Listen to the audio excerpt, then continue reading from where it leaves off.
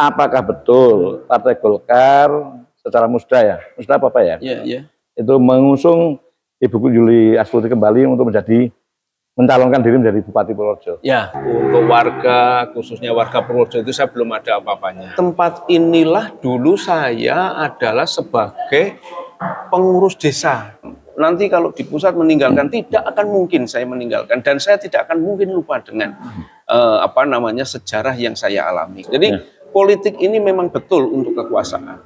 Politik itu memang wahana yang regulatif yang memang untuk menuju ke sana. Saya kira tidak akan mungkin saya meninggalkan daerah yang membesarkan saya, yang melahirkan saya, kemudian yang memanai saya. Ini tidak akan mungkin saya.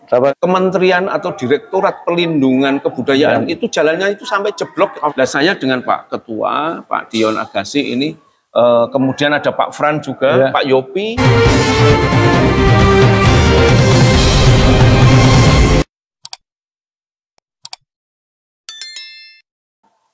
Assalamualaikum warahmatullahi wabarakatuh. Waalaikumsalam warahmatullahi wabarakatuh. Salam sehat, salam satu jiwa. Semangat sama penonton-penonton nanti di berita YouTube Purworejo 123 channel kami. Monggo kita saksikan dengan sesama akurat dan tepat. Harus cerdas. Ini saya bersama Mas Kelly Susilo Ardhani. Beliau ini adalah Wakil Ketua DPRD Kabupaten Purworejo yang selama ini luar biasa membangun Purworejo bersama birokrasi.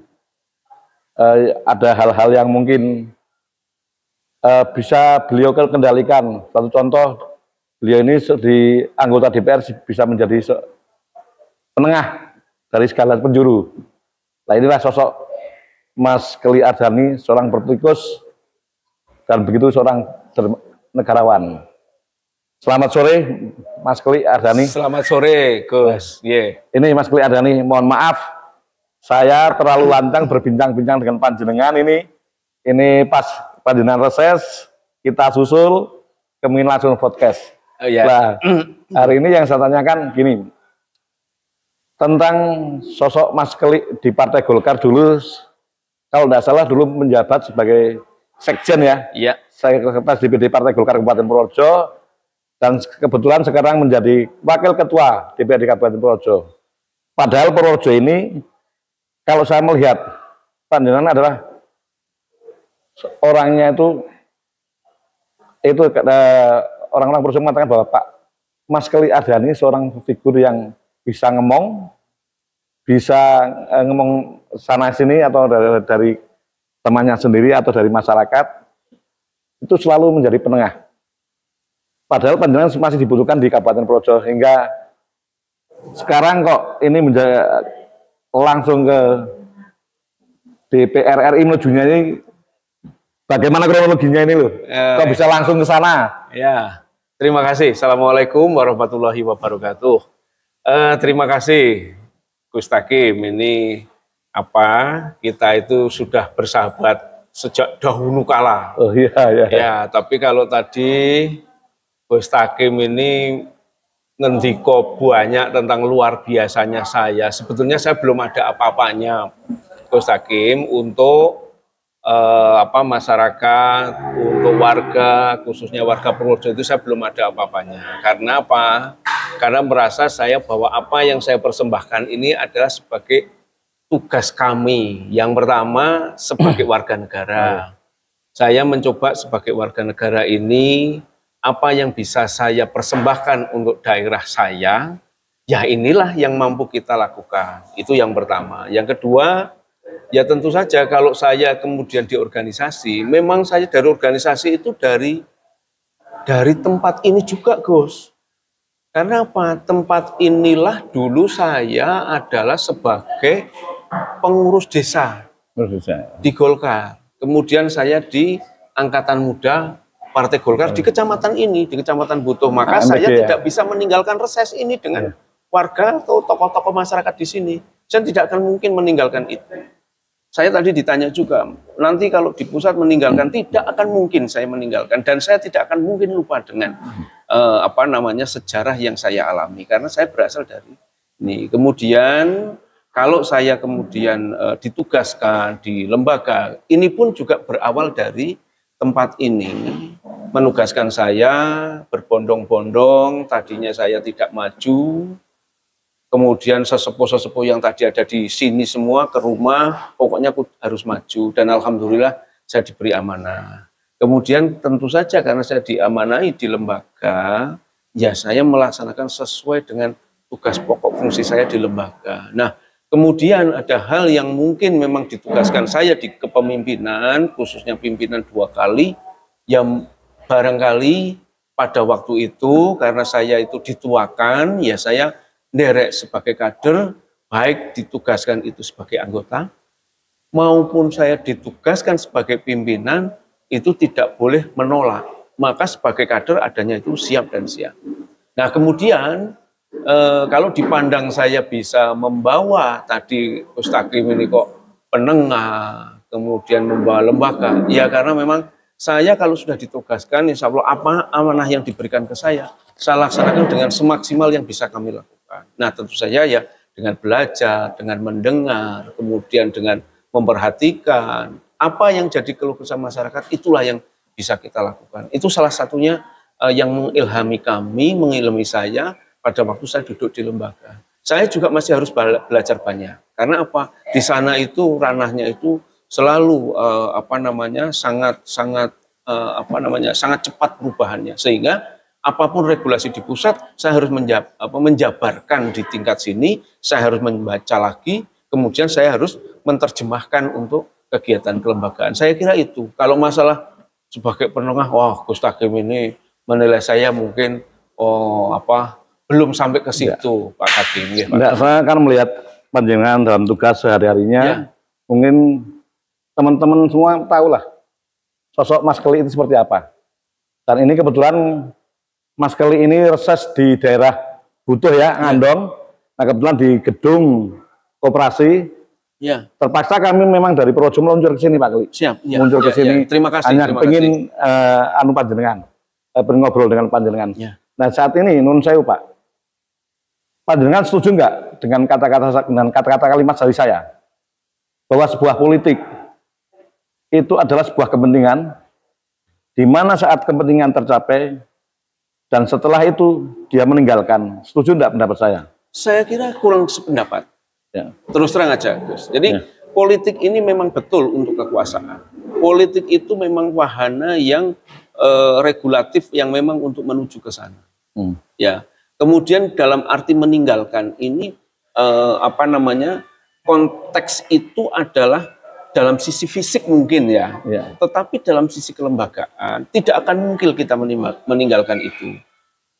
Gus Takim tadi melihat bagaimana antusiasme reses tadi, kemudian ada yang menyampaikan apakah Mas Keli Tegal meninggalkan Purworejo, apakah Tegal meninggalkan Butuh, apakah Tegal meninggalkan kita-kita semua. Saya kira tidak akan mungkin saya meninggalkan daerah yang membesarkan saya, yang melahirkan saya, kemudian yang memanai saya. Ini tidak akan mungkin saya. Mas Keli menjabat di Partai Golkar selaku pengurus Partai Golkar sudah berapa lama? Sekarang sekjen, sebagai sekjen. Ke sekjen saya mulai 2010. 2010 sampai. Tapi saya sebelum jadi sekjen, saya kan ketua Partai Golkar AMPG-nya di kecamatan. Ya, sebelum itu saya pengurus desa. Saya pengurus desa, Karang Taruna Desa. Jadi semua level saya ikuti.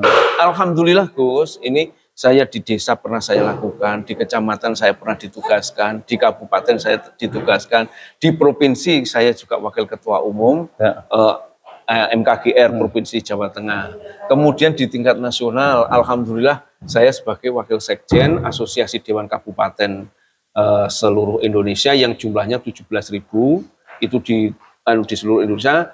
Kemudian ada lagi tugas nasional, itu saya sebagai wakil ketua umum alumni STPMD seluruh Indonesia. Jadi dari desa sampai pusat, alhamdulillah pernah saya lakukan, dan insya Allah saya tidak akan mungkin meninggalkan tanah kelahiran saya dengan kalau masalah tugas nanti insya Allah kita bisa laksanakan itu. Ini Mas Keli, keberhasilan panjenengan dengan Ketua DPRD mungkin ya, dengan Ketua DPRD ya, Pak Dion Agasi, tentang rencana usulan ya, itu masih usulan atau gimana? Sudah masih usulan ke Menteri ke Menteri Kebudayaan, Pendidikan dan Kebudayaan, Riset dan Teknologi mengajukan cagar budaya untuk SMA 7 yang dulu SMA 7 adalah HKS. HKS itu yang tadi Bapak itu kalau saya melihat bukan Holland, Ogere kayaknya. Ogere Quick School. Ogere Quick School. Itu salah satu panjenengan kencang sekali, luar biasa hingga kemarin nuwun sewu kemarin rombongan ke SMK 7 dan insya Allah berhasil Pak Ali ya. Insya Allah berhasil ya. Bagaimana kesan-kesan itu terhadap masyarakat, dan masyarakat sangat kagum dengan adanya cagar budaya di pos-sapnya di Purworejo, HKS di seluruh Indonesia. Iya itu. Ya, jadi HKS ini adalah satu momentum sejarah bagi sebuah negara yang kebetulan memang kita dilahirkan di Indonesia. Ini adalah sejarah pendidikan di Indonesia yang tidak dipungkiri adalah sebagai sekolah guru pertama kali dan terlengkap di Indonesia. Nah, sejarah panjang itu, Gus. Jadi sejarah panjang karena pada waktu itu sudah dirintis oleh pendahulu-pendahulu budayawan Purworejo, sejarawan Purworejo itu sudah 20 tahun. Tetapi pada waktu kemarin kami melaksanakan sekitar 2 tahun yang lalu kita kegiatan Purworejo DPRD mengajar, dan alhamdulillah itu terbuka disampaikan ke kami. Maka saya merasa ada hutang. Saya merasa ada sebuah tantangan besar bagi Kabupaten Purworejo. Sebuah tantangan besar bahwa ternyata sejarah guru itu ada di kita. Tetapi pada waktu itu belum sampai diakui. Padahal itu sejarah yang luar biasa. Karena tokoh pergerakan juga dari Purworejo lahirnya, karena beliau itu lulusan dari HKS, Oto Iskandar Dinata, ada Istiman, kemudian kemarin ada Pak Garda, ternyata juga beliau-beliau ini adalah tokoh yang melahirkan, ada yang di IKIP Jakarta, IKIP Bandung.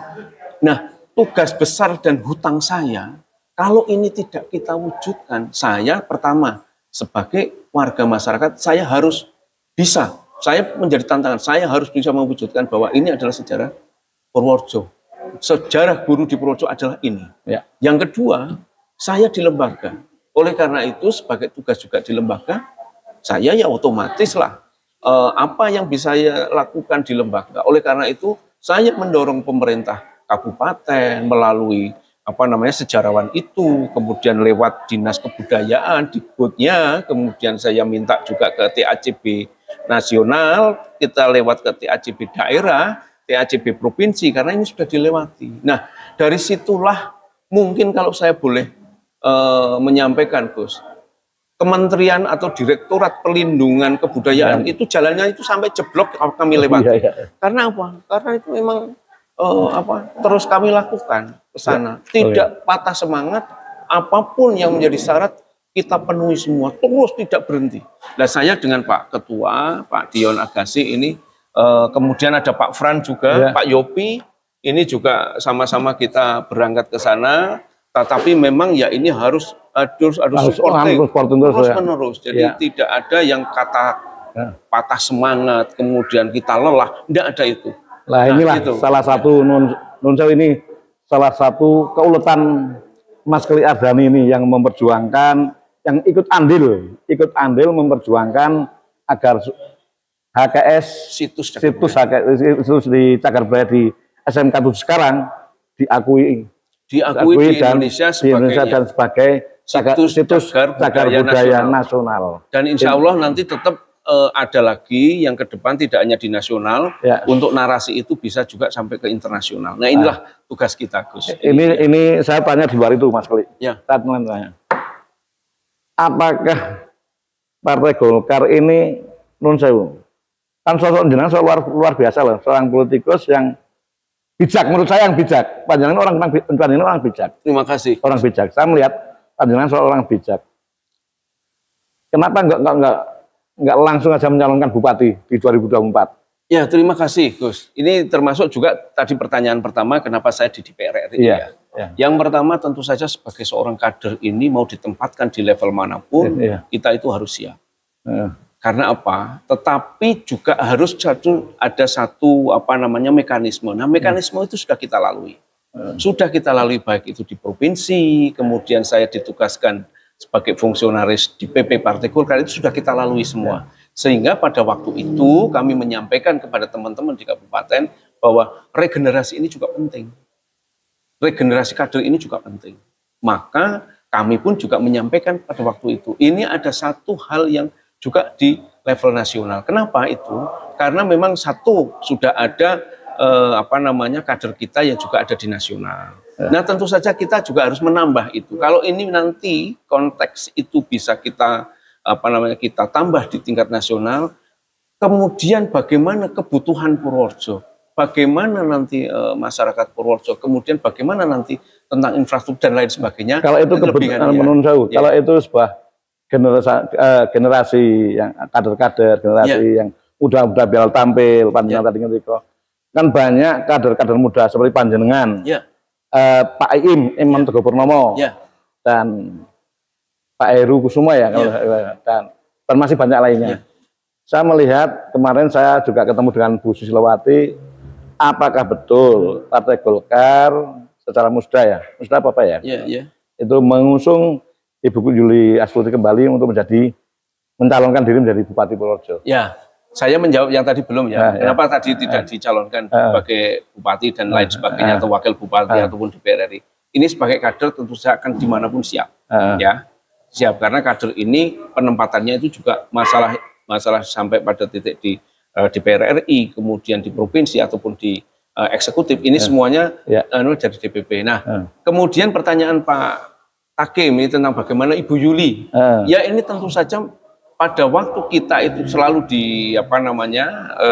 diskusikan di tingkat baik itu kegiatan-kegiatan politik seperti bintek teknis, kemudian ada kegiatan di DPP maupun di DPD Partai Golkar Provinsi, ini selalu didengungkan oleh Ketua DPP Partai Golkar, bahwa siapapun yang nanti ada di Ketua, ini siap dicalonkan, baik itu di eksekutif, di level apapun. Oleh karena itu, karena Bu Yuli ini sudah 2 kali di wakil bupati, nah tentu saja apabila nanti memang dikehendaki ataupun ditugaskan oleh DPP sebagai kader untuk kembali ke bupati, ya kami tentu saja akan menghormati itu. Karena apapun ini harus ada tegak lurus, kita itu harus keputusan dari DPP. Jadi masalah kemudian Ibu, ya ini punya kewajiban juga, semuanya punya. Oke Mas Geli, begini, saya kira cukup sekian saja Mas Geli. Saya mendoakan dan bersama teman-teman mendoakan semua panjenengan sukses. Amin. Semoga dari Allah Subhanahu Wa Taala. Amin. Salam sehat selalu, salam satu jiwa. Terima kasih. Channel Berita Purworejo 123. Yes. Oke. Terima kasih. Assalamualaikum warahmatullahi wabarakatuh. Assalamualaikum warahmatullahi wabarakatuh.